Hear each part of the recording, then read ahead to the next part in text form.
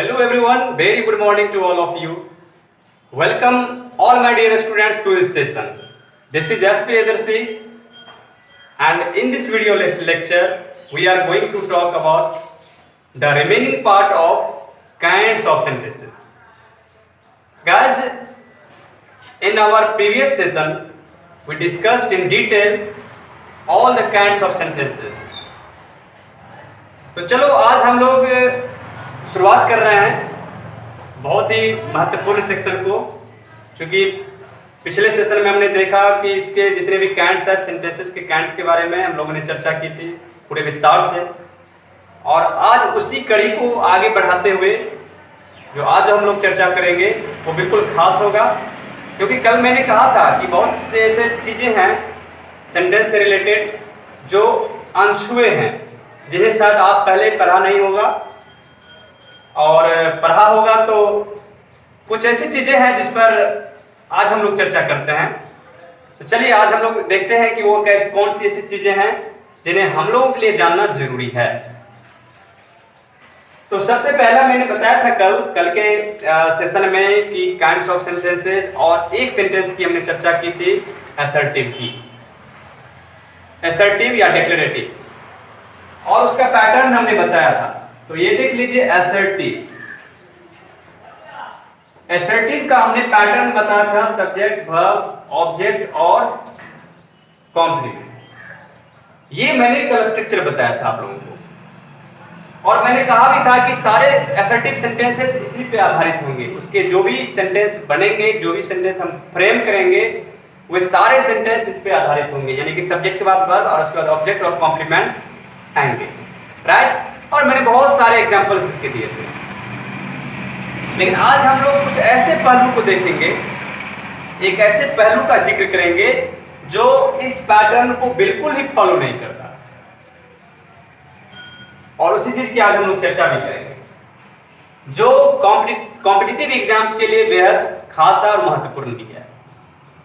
तो चलिए हम लोग देखते हैं कि पहले वो कौन से केसेज हैं, वह कौन सी स्थिति है जहां पे इस पैटर्न को, इस स्ट्रक्चर को फॉलो नहीं किया जाता है असर्टिव सेंटेंस में। तो देखिए वो है आपको इंट्रोडक्टरी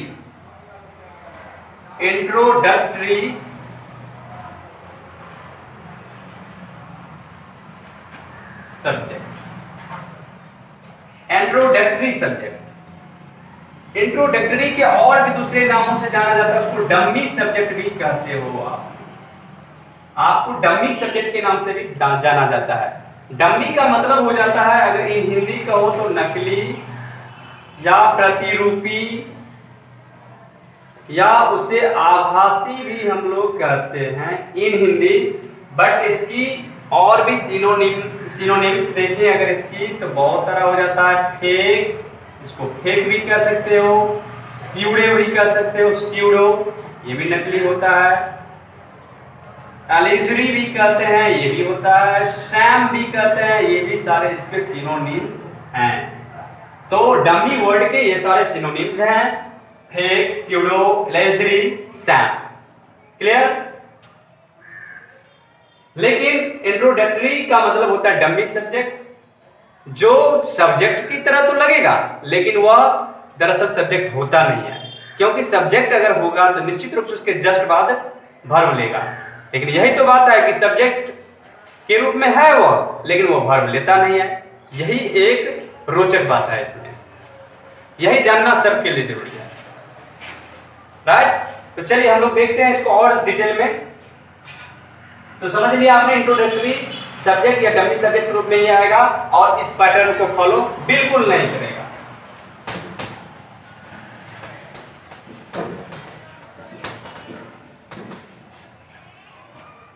अब हम लोग देखते हैं कि जो मैंने बातें कही इंट्रोडक्टरी की, इंट्रोडक्टरी में दो सब्जेक्ट दो वर्ड आते हैं, एक आता है देयर और दूसरा आता है ईट। पहला देयर और दूसरा ईट, ये दो वर्ड आते हैं जिन्हें हम इंट्रोडक्टरी के नाम से जानते हैं, राइट।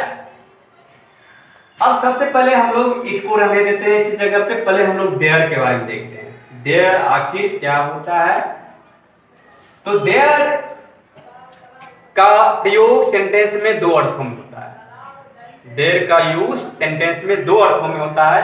एक अर्थ होता है पहला, first one, as an adverb. As an adverb. Adverb का मतलब होगा adverb of place. Adverb of place, क्योंकि एडवर्ब के बहुत सारे फॉर्म होते हैं, बहुत काइंड्स होते हैं, इसलिए एडवर्ब ऑफ प्लेस का मतलब हो गया कि भर कब, कहां और कैसे होती है, यानी कि कहां का सेंस देगा, प्लेस का सेंस देगा। प्लेस का सेंस देगा। जैसे राम इज देयर, अगर मैं लिखूं राम इज देयर, राम कहां है, तो राम इज देयर, राम वहां है। तो राम क्या हो गया, एक प्लेस का, प्लेस को डिनोट कर रहा है कि राम वहां है। ये जो यहाँ देयर हो गया, इसका मतलब हो गया कि adverb as an adverb use हुआ है, क्योंकि एडवर्ब प्लेस को डिनोट करता है और प्लेस के बारे में डिस्क्राइब भी करता है। यानी कि एडवर्ब, और एडवर्ब होता है क्या, ये तो आप लोग पहले से जानते हो, मैंने डेफिनेशन इसका किया हुआ, इसके बारे में बताया हो। एडवर्ब का मतलब होता है वर्ब को क्वालिफाई करना।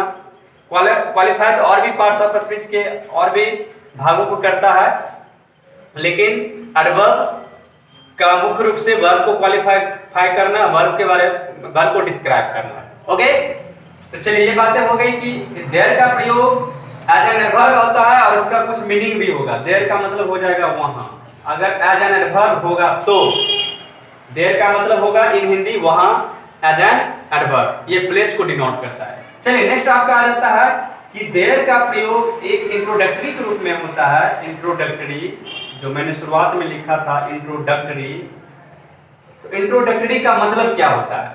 इंट्रोडक्टरी का मतलब होता है वाक्य को प्रारंभ कराने वाला, यानी वाक्य को प्रारंभ कराने वाला, सेंटेंस को प्रारंभ कराने वाला, सेंटेंस को प्रारंभ कराने वाला, यानी कि वाक्य को, सेंटेंस को प्रारंभ करवाता है। सेंटेंस का की शुरुआत यहीं से होती है, यानी sentence starts with this word there, right. तो लेकिन इस अर्थ में जब ये इंट्रोडक्टरी का के रूप में होगा तो इसका कोई अर्थ नहीं होगा। There can be no meaning. There का यहां कोई अर्थ नहीं होगा, मीनिंगलेस होगा, अर्थ नहीं होगा, कोई मीनिंग नहीं होगा। There can be no meaning at all of there, right.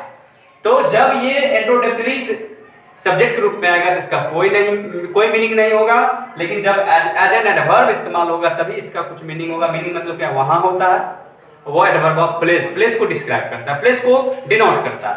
Okay, चलिए अब हम लोग देखते हैं इसके और भी डिटेल, यानी हमें इंट्रोडक्टरी के बारे में पढ़ना है, हमें एडवर्ब के रूप में इसे पढ़ना नहीं है। एडवर्ब के रूप में जब हम एडवर्ब की चर्चा करेंगे उस सेक्शन में, एडवर्ब के सेक्शन में, तो हम लोग उसमें बिल्कुल विस्तार से देखेंगे इस चीज को। बहरहाल हम लोग इसको लेते हैं।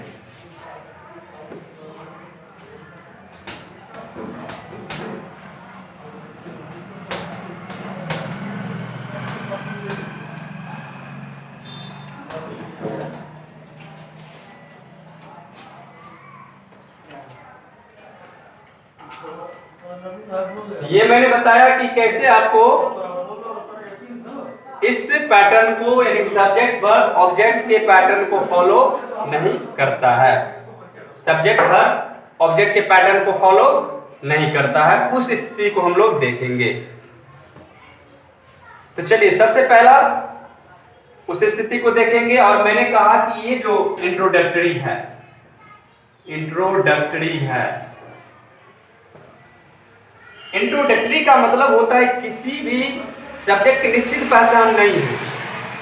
इसमें सब्जेक्ट की कोई निश्चित पहचान नहीं होती है, कोई डेफिनिट आइडेंटिटी नहीं होती, निश्चित पहचान सब्जेक्ट की नहीं होती है, नहीं होती है। पहली बात कि इंट्रोडक्टरी के रूप में अगर देयर का प्रयोग होता है तो सब्जेक्ट की कोई निश्चित पहचान नहीं होती है, सब्जेक्ट की कोई निश्चित पहचान नहीं होती है, पहली बात हो गई। दूसरी बात, उसके होने या नहीं होने की चर्चा भी नहीं होती है, उसके होने या नहीं होने की चर्चा भी नहीं होती कि वो है, डेफिनेट है या नहीं है, बिल्कुल निश्चित नहीं होता है, राइट। तो इसीलिए इसको कहा जाता है इंट्रोडक्टरी। वो सिर्फ वाक्य को, सेंटेंस को प्रारंभ करता है, वाक्य की शुरुआत करता है, वाक्य की शुरुआत करने वाला वह टर्म है, बस इतना ही होता है इसका मीनिंग। इसलिए ऐसे केसेस में इसका नहीं होता है। लेकिन आप जान लो कि और कौन सी स्थिति है जो इसका प्रयोग नहीं होता है, यानी कि देयर का प्रयोग नहीं होता है। बाकी जगहों पे तो होता ही है, लेकिन कौन सी ऐसी स्थिति है जहां पे देयर का प्रयोग नहीं होता है। जैसे कैसे, तो पहले इसका स्ट्रक्चर हम लोग जान लेते हैं सबसे, कि क्यों ये सब्जेक्ट, ये सेंटेंस से शुरुआत होता है लेकिन ये सब्जेक्ट के रूप में नहीं होता। पहले इसका हम स्ट्रक्चर जान लेते हैं। इसका स्ट्रक्चर होता है there plus verb plus subject. अब ये बहुत ही जरूरी है जानना आपके लिए, क्योंकि ये जो स्ट्रक्चर है, इसी स्ट्रक्चर को हमें जानना जरूरी है। अब यहाँ जो आप आप देख रहे हो कि देयर से शुरुआत है सेंटेंस स्ट्रक्चर, और यहाँ वर्ब आया। ये आप मत सोचना कि देयर के अकॉर्डिंग ये वर्ब आया, नहीं। जैसे यहाँ जो भी सब्जेक्ट है इसके अकॉर्डिंग ये वर्ब आता है, यानी कि अगर ये सब्जेक्ट सिंगुलर हो या जिस पर्सन में हो उसके हिसाब से यहाँ वर्ब पुट करते हैं। चाहे आई हो तो एम करते हैं, यू हो तो आर करते हैं, या वेयर करते हैं, कुछ भी। लेकिन यहाँ ऐसी बात नहीं है, यहाँ इस सब्जेक्ट के अकॉर्डिंग ये वर्ब फॉलो करेगा। इस सब्जेक्ट के अकॉर्डिंग ये वर्ब फॉलो करेगा। इस सब्जेक्ट के अकॉर्डिंग यहाँ वर्ब का प्रयोग होगा, ना कि देयर के according. No, not at all. There के अकॉर्डिंग ये वर्ब नहीं आएगा, बल्कि इस सब्जेक्ट के अकॉर्डिंग यहाँ वर्ब आएगा। उल्टी बात हो रही है, उल्टा हम लोग चल रहे हैं, इधर से नहीं बल्कि इधर से, राइट साइड से चल रहे हैं, लेफ्ट साइड से। तो सब्जेक्ट आप कहोगे ये डमी है, ये सिर्फ वाक्य की शुरुआत की है इसने, लेकिन इसका कोई अर्थ यहाँ नहीं है, और न ही इसके अकॉर्डिंग वर्ब का हम प्रयोग करेंगे, राइट। चलिए अब जैसे मैं कुछ एग्जांपल्स ले लूं, जैसे there was a king, there are some boys there, right. There are some boys there. There is a garden. There is a garden in the city. Right? अब आप देखो कि देयर से शुरुआत सारे सेंटेंसेस हो रहे हैं, लेकिन वर्ब की बात जहां तक है तो ये जो वॉज आया है इस शब्द के अकॉर्डिंग आया है, क्योंकि किंग सिंगुलर में है, थर्ड पर्सन सिंगुलर फॉर्म में है, तो सिंगुलर है तो वर्ब भी सिंगुलर। यहाँ आप देख रहे हो बॉयज प्लुरल है, इसलिए यहाँ ये आर हो गया इसके अकॉर्डिंग, ना कि देयर के अकॉर्डिंग।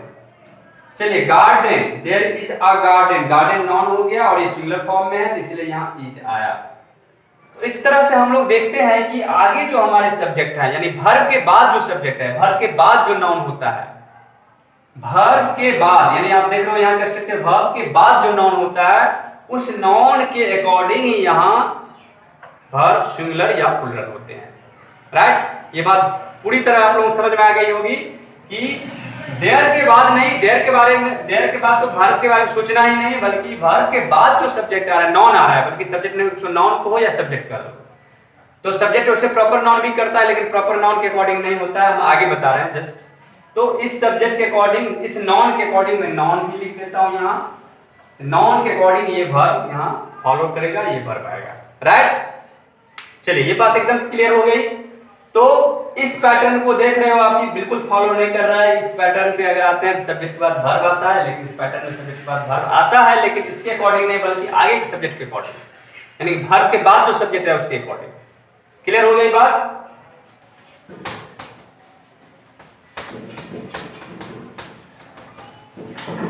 अब हम लोग एक दो और केसेस देख लेते हैं जहां पे इस चीज को फॉलो नहीं होता है। यही स्थिति मैंने बताया था कि ये ही एक कुछ स्थिति है जहां पे इसका फॉलो नहीं होता है।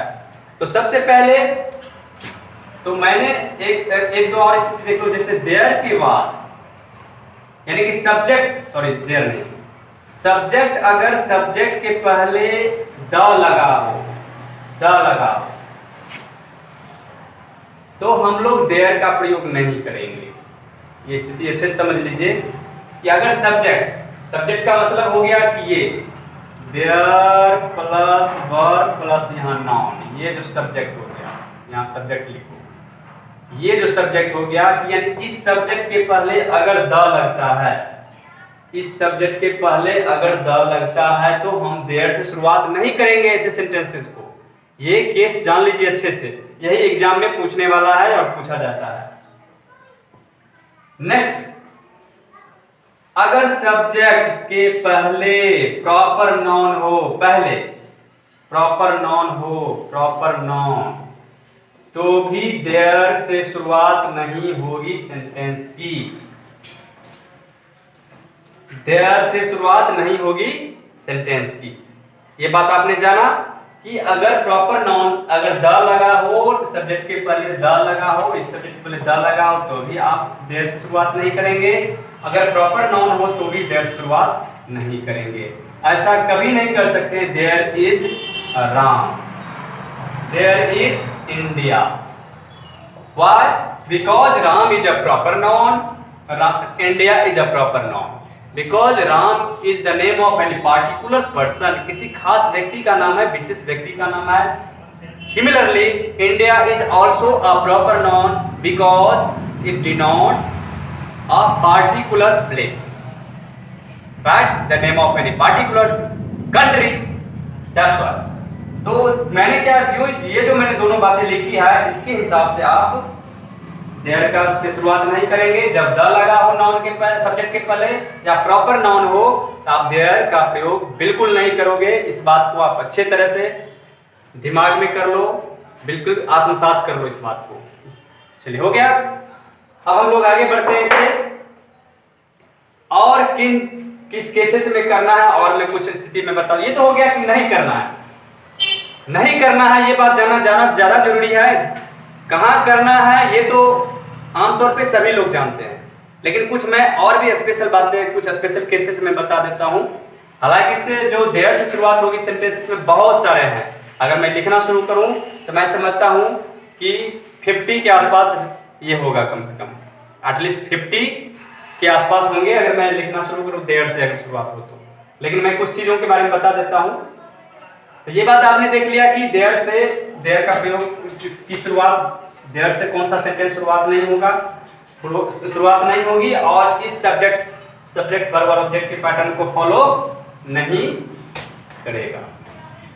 Okay, now let's move ahead. अब हम लोग देखते हैं कि कहां इसकी शुरुआत कहां करेंगे। सबसे पहला केस हम लोग देख लेते हैं। पहला केस कहां करना है, यूसेज ऑफ देयर, कहां करना है, कहां करना है। कुछ स्पेशल केसेस के बारे में मैं बता देता हूं। तो सबसे पहली जो बात है कि जब सब्जेक्ट के पहले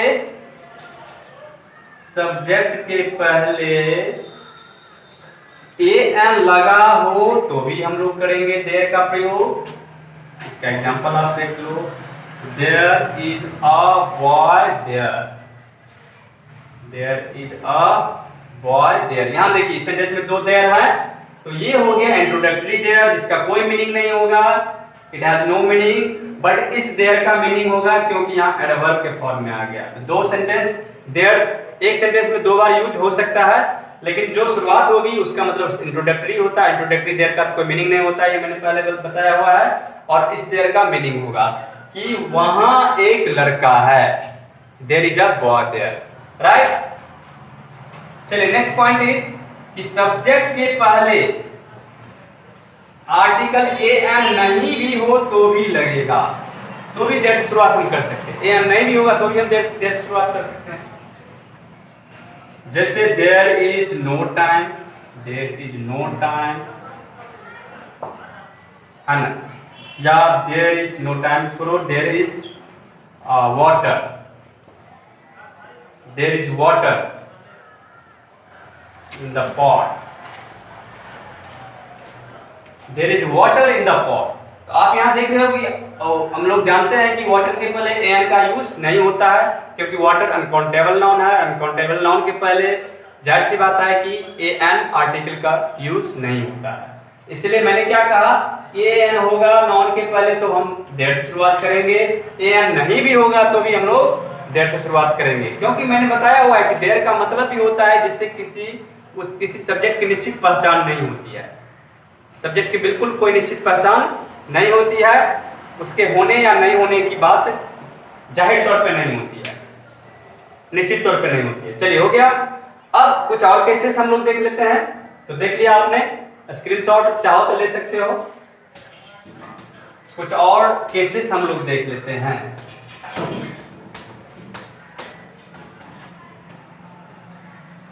अब जो है देयर का प्रयोग सब्जेक्ट के पहले अगर इंडेफिनिट डिटरमाइनर्स हो। नेक्स्ट पॉइंट,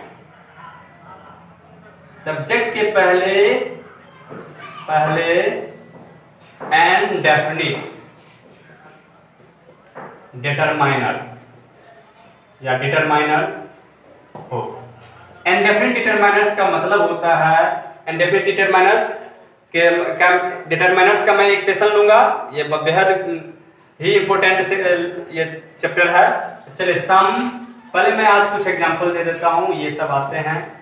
सम, एनी, नो, मैनी, ये सारे होते हैं एटसेट्रा एटसेट्रा, ये सारे होते हैं इंडेफिनिट डिटरमाइनर्स। डिटरमाइनर्स का मतलब होता है जो नॉन के पहले आता है और नॉन को फिक्स करता है, लिमिट करता है, नॉन को डिटरमाइन कर देता है, राइट, यानी नॉन को निश्चित कर देता है, सुनिश्चित कर देता है।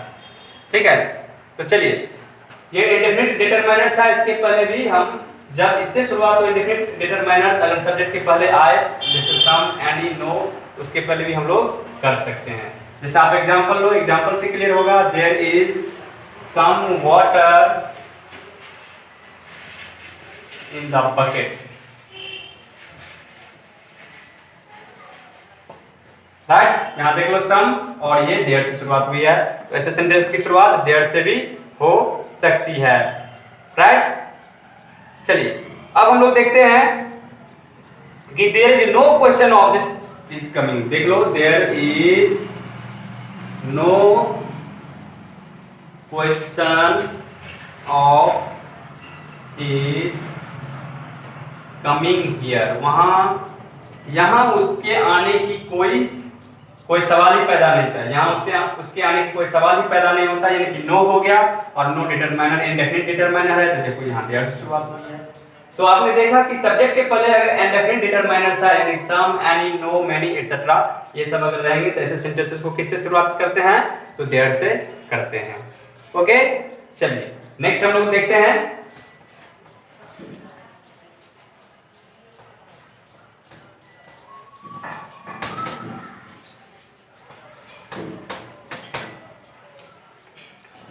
चलिए इंडेफिनिट प्रोनाउन और नेक्स्ट इंडेफिनिट, अगर सब्जेक्ट के पहले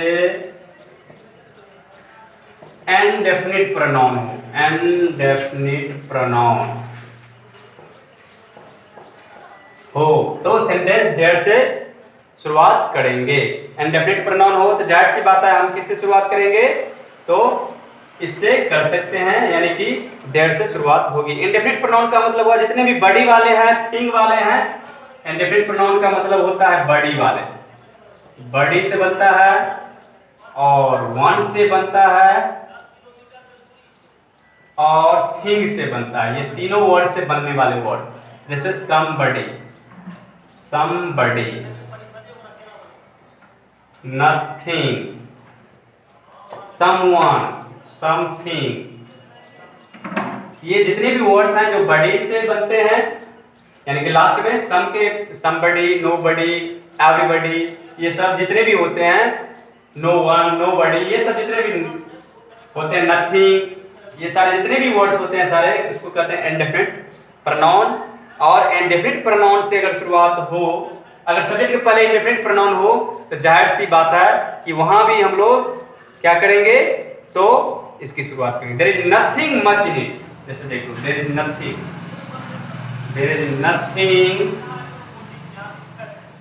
much in it, there is nothing much in it, there is nothing much in it, इसमें कोई खास नहीं है।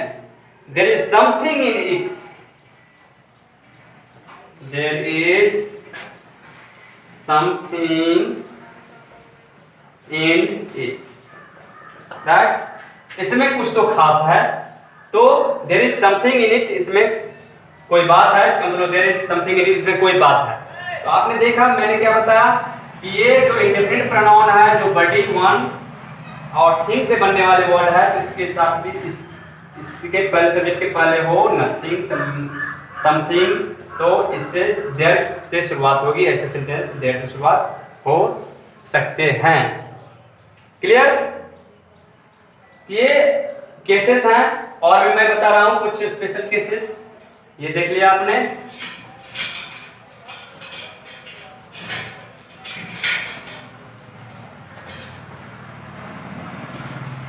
अब आप देख लो कि जब नाउन की तरह इस्तेमाल होने वाले कुछ वर्ड्स होते हैं, अगर उसका प्रयोग नाउन की तरह होता है, जैसे कौन कौन से वर्ड्स होते हैं। अब next point is sense, point, need, sense, point, need और यूज। यूज का मतलब यहाँ लाभ होता है। अगर नाउन की तरह हो, एज ए नाउन, ये सारे वर्ड एज ए नाउन की तरह इस्तेमाल होगा।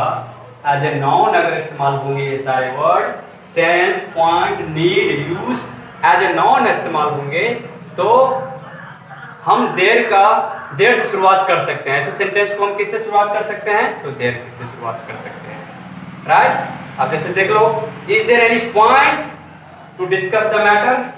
एग्जाम्पल, इज देयर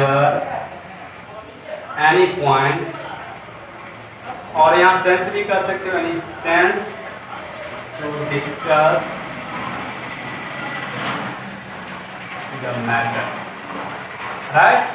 तो देखो कि यहाँ पॉइंट का इस्तेमाल हुआ है ना, और सेंस का इस्तेमाल हुआ, और इसकी शुरुआत हो जाएगी देयर से, क्योंकि इंट्रोगेटिव है इसलिए इज पहले आ गया। लेकिन अगर आप अफर्मेटिव में इस्तेमाल करो तो there is no any point, ऐसा भी हम लिख सकते हैं, there is no any point और sense to discuss the matter, ऐसा भी हो सकता है।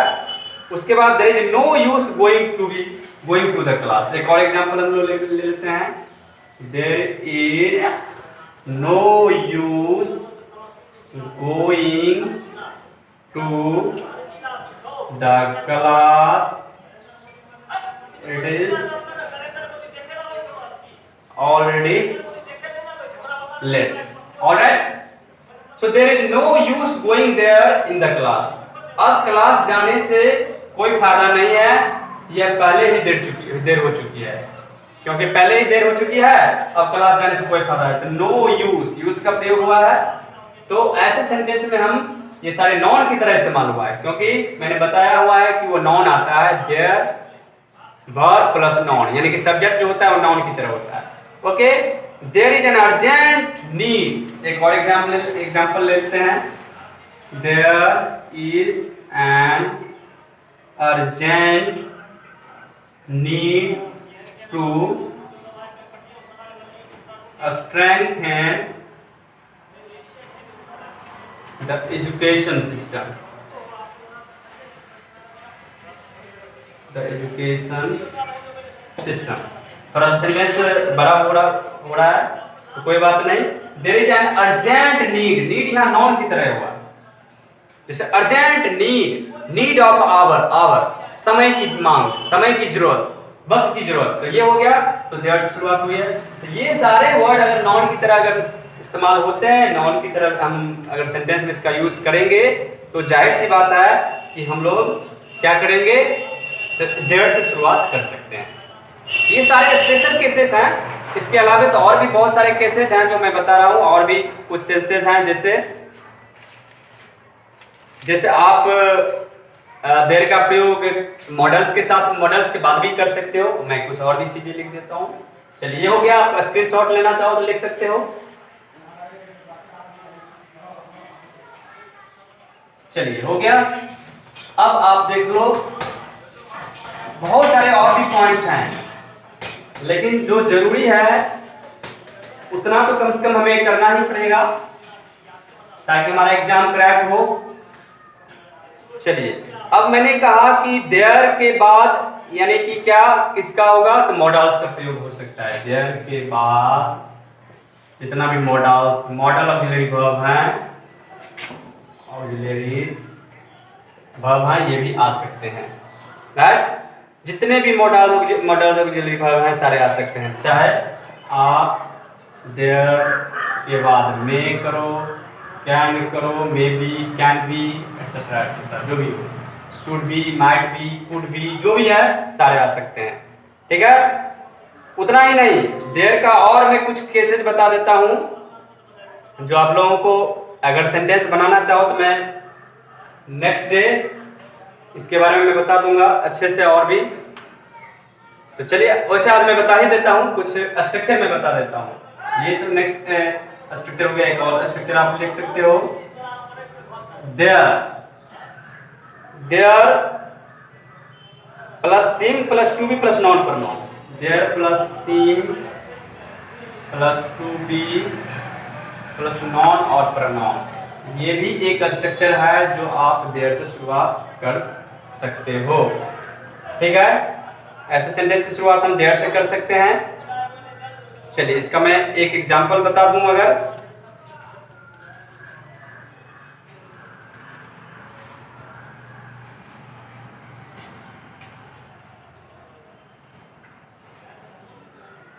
जैसे there seem to be no doubt about it, इसमें कोई संदेह नहीं लगता।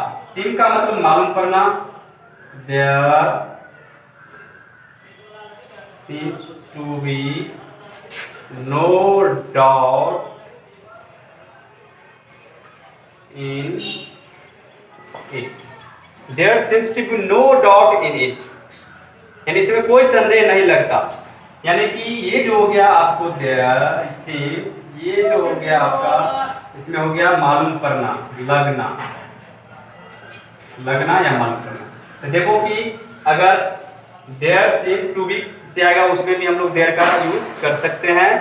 और भी कुछ आ सकते हो कि there is certain to be noun pronoun भी आ सकता है।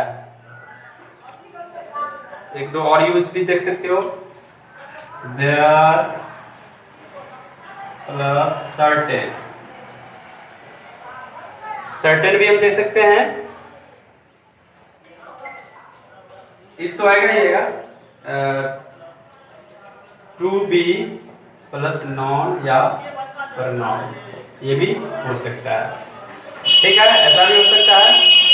और भी बहुत सारे स्ट्रक्चर्स हैं, मैं ऐसा इसको रहने देते हैं यहीं। दो चार और भी हैं, उसको मैं बाद में बता दूंगा, होगा तो नेक्स्ट वीडियो लेक्चर में जब मैं इट के बारे में बताने लगूंगा। इट को बताने से पहले मैं इसके बारे में बता दूंगा और फिर इस पे आधारित कुछ प्रॉब्लम मैं सॉल्व बता दूंगा। राइट, तो गाइस आप इस चीज को बढ़िया से देख लो। अगर एक बार भी समझ में नहीं आया, क्योंकि ये रिकॉर्डेड वीडियो लेक्चर है, तो एक बार भी समझ में नहीं आ रहा है तो कई बार आप देख सकते हो। ठीक है, तो चलिए, लेकिन आज हम लोग इस क्लास को अब यहीं वाइंड अप करेंगे। लेकिन एक बात मैं आप लोगों से आग्रह करता हूं बार बार कि अगर वीडियो लेक्चर आपको पसंद आता है तो निश्चित रूप से आप बेल आइकन प्रेस करो या सब्सक्राइब करो, लाइक्स करो, चूंकि और अपने दोस्तों के बीच, अपने फ्रेंड्स के बीच इसको शेयर करो ज्यादा से ज्यादा, क्योंकि सारे लोग इससे लाभान्वित होंगे, सभी लोगों को फायदा होगा।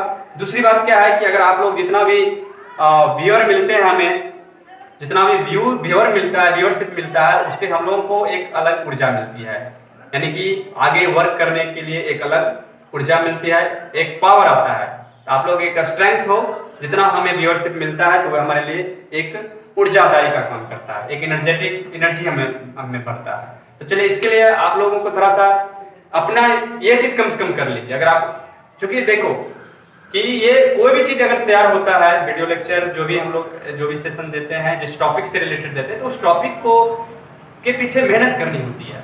ऐसा नहीं कि यूं ही आकर पढ़ा दिया हो गया, क्योंकि बहुत सारी है इसमें। ऑनलाइन में होता क्या है कि एक चीज को आप लोगों को जानना होगा। ऑनलाइन में होता है क्या कि हम लोग सटीक बातों को लाते हैं और बिल्कुल संक्षिप्त में और सटीकता के साथ लाते हैं, बिल्कुल जो निचोड़ होता है उस बात को लाते हैं, जो एग्जाम ओरिएंटेड होता है। इसमें आलतू फालतू बातों की चर्चा बिल्कुल नहीं होती है।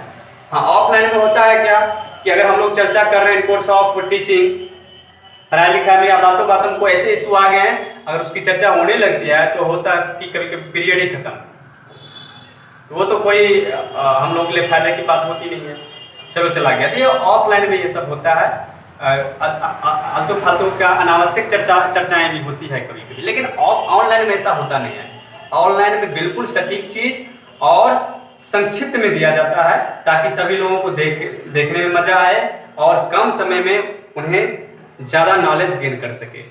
तो इसमें मेहनत लगती है टेक्निकली भी, क्योंकि अब ऐसा नहीं कि बस वीडियो तैयार किया, लेक्चर दे दिया और हमने पोस्ट कर दिया, ऐसा नहीं होता है। इसमें बहुत सारे आप लोग जो टेक्निकल चीज की जानकारी है, आप लोगों को पता ही होगा, सभी लोग मोबाइल एंड्रॉयड मोबाइल इस्तेमाल करते हो, कितनी सारी टेक्निक्स होते हैं एक वीडियो को पोस्ट करने में। तो वो सारी तमाम तरह की जो बाधाएं आती हैं या जो समय लगता है उसमें, तो अचानक से नहीं हो जाता, इसमें टाइम लगता है और वीडियो लेक्चर तैयार करने में भी हम लोग उस तरह से बनाना पड़ता है। तो चलिए, इसलिए मैं बोल रहा हूँ कि आप लोग अपना कम से कम, अरे इसमें किसी का क्या जाता है, कुछ तो जाता नहीं है, आप वॉच करते हो, नॉलेज मिलता है, एक बार आपको प्रेस करना है, बेल आइकन को प्रेस करना है या लाइक्स का जो बटन है उसको दबाना है, बस इतना ही तो है, और क्या। इसीलिए आप लोग ज़्यादा से ज़्यादा शेयर करोगे तो ये हम लोगों के लिए एक ऊर्जा देने वाली बातें होगी। ओके गाइस, तो आज हम लोग ने देखा एक बेहद खास चैप्टर को, और इसी तरह सभी जो और शेष बचे हुए हैं अभी काइंड्स ऑफ सेंटेंसेस, उसको हम लोग अगले सेशन में ले लेंगे। तो till then let us stop here this lecture today, and thank you so much for watching this video lecture, and just work hard. I say to you this again and again, please just work hard, because you know guys, there is no substitute of honest labor. Okay, so guys, with that word, God bless you. Stay home, stay happy, stay healthy, and stay busy. God bless you.